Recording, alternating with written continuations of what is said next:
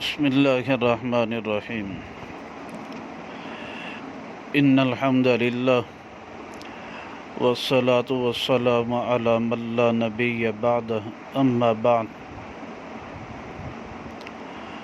عقیدہ ختم نبوت کے بارے میں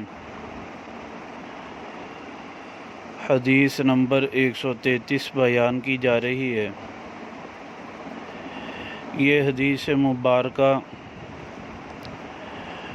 مجمع الزوائد جلد نمبر 5 صفحہ نمبر 235 رقم الحدیث 8925 ہے۔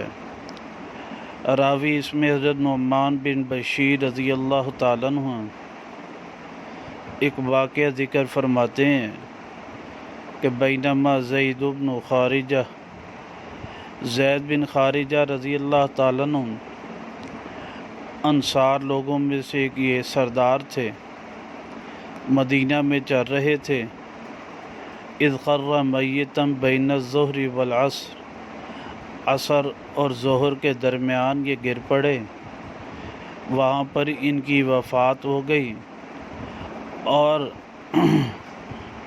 ان کی جب وفات ہوئی، وفات کے بعد ان کے اوپر کپڑے کو ڈال دیا گیا، اور نیچے سے پھر اس چادر کے نیچے سے آواز آنے لگی، تو کسی نے کہا انصتوا ایھا الناس، خاموش رہو اے لوگو جو ہے۔ 2 مرتبہ آواز آئی، فحصر عن وجہہ وصدرہ، پس ان کے چہرے اور سینے سے اس چادر کو اتار دیا گیا۔ آواز یہ آ رہی تھی کہ محمد الرسول اللہ صلی اللہ علیہ وسلم النبی الامی خاتم النبیین، کہ محمد رسول اللہ صلی اللہ علیہ وسلم نبی امی ہیں، خاتم النبیین ہیں۔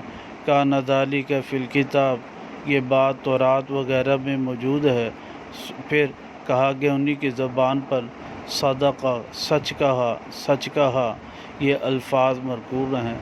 تو یہ حدیث مبارکہ مستدل ہے کہ آپ علیہ الصلاۃ والسلام نبی امی اور اللہ کے سچے پیغمبر خاتم النبیین ہیں۔